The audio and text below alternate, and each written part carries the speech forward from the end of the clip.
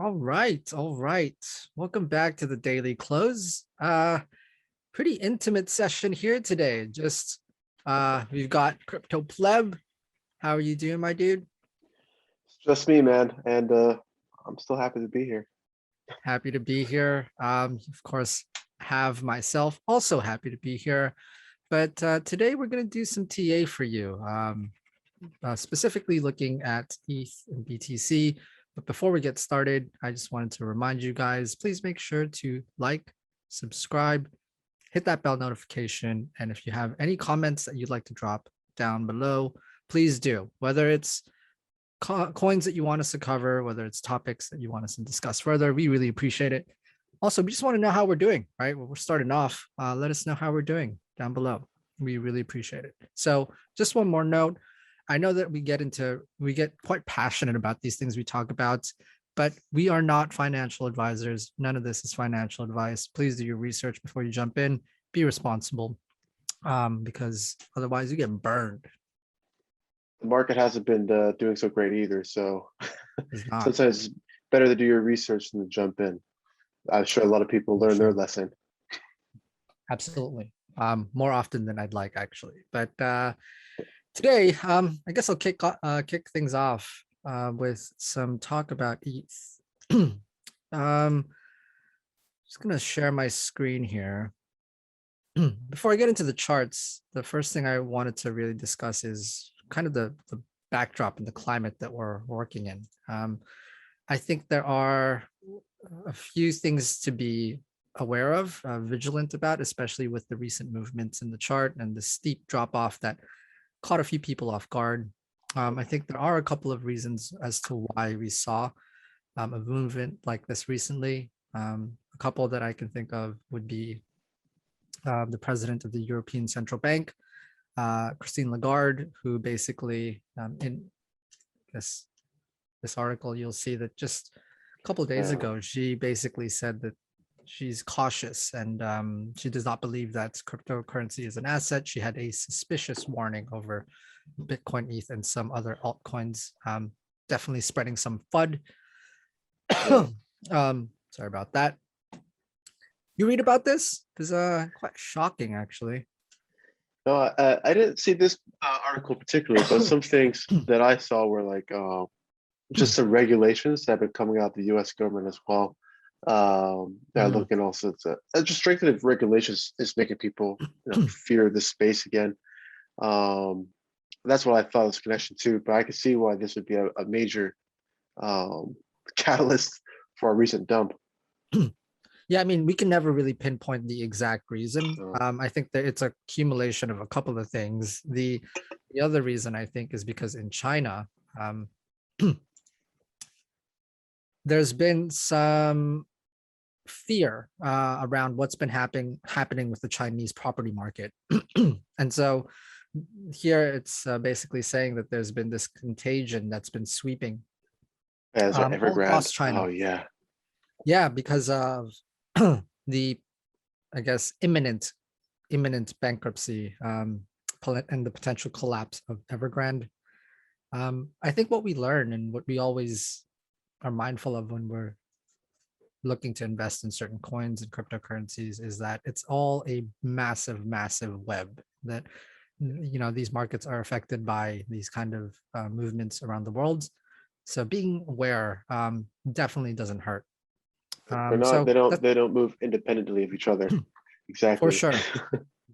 For sure. We're only going to talk about two big coins here, and specifically when we're going, I just want to touch on ETH a little bit. Just from I'm looking at the daily here.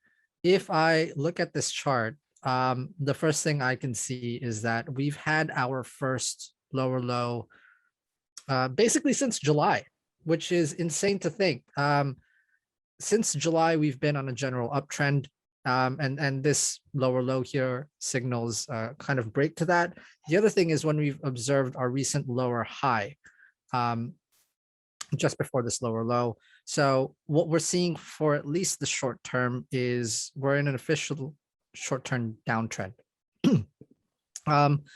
Now, I think if I'm just looking at the RSI down at the bottom here, we can see that we're still definitely in oversold territory, which to us is an indication that perhaps this is a good time to get in.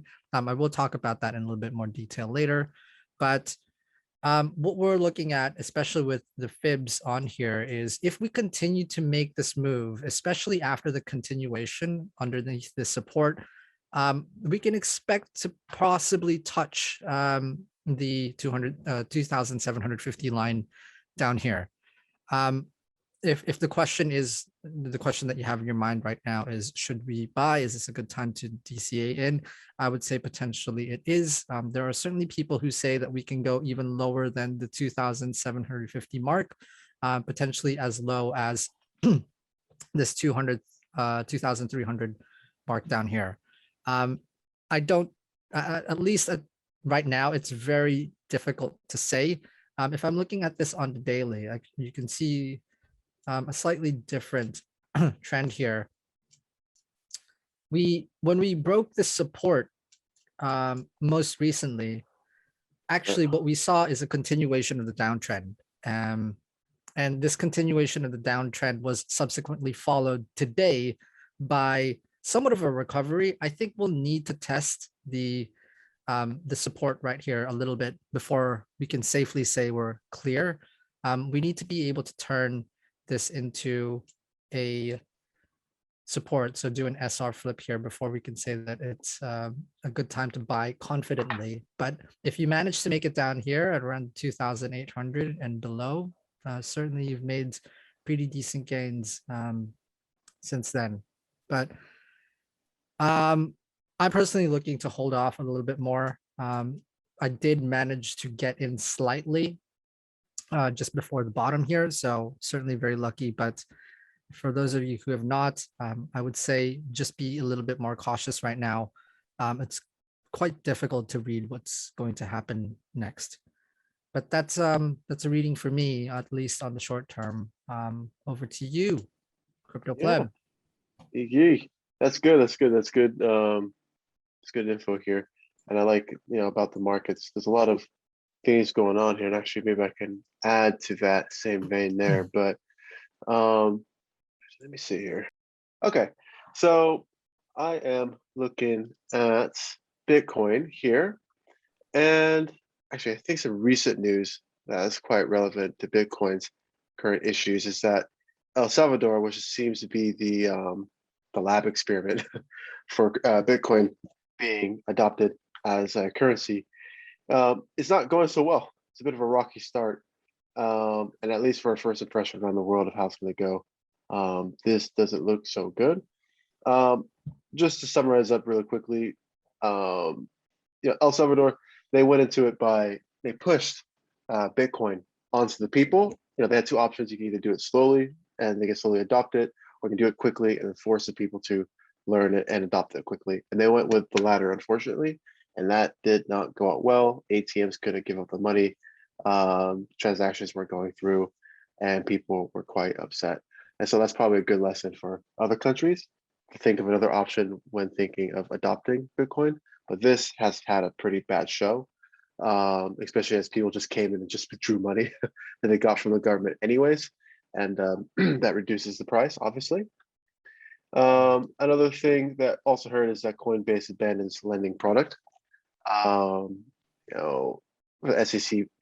pushback. I think, as I've been reading from before, Coinbase has been getting some heat recently for digital asset lending products. And this is just the kind of flood that comes to the market, is the fear of that if main companies like this aren't able to get their products out in the market, then what other kind of regulations are going to prohibit the further expansion of this space? And I think that might be some FUD that's also accompanying some of the things that Gojo spoke of regarding ETH. But just going back here, I just want to start. This is the Bitcoin dominance chart.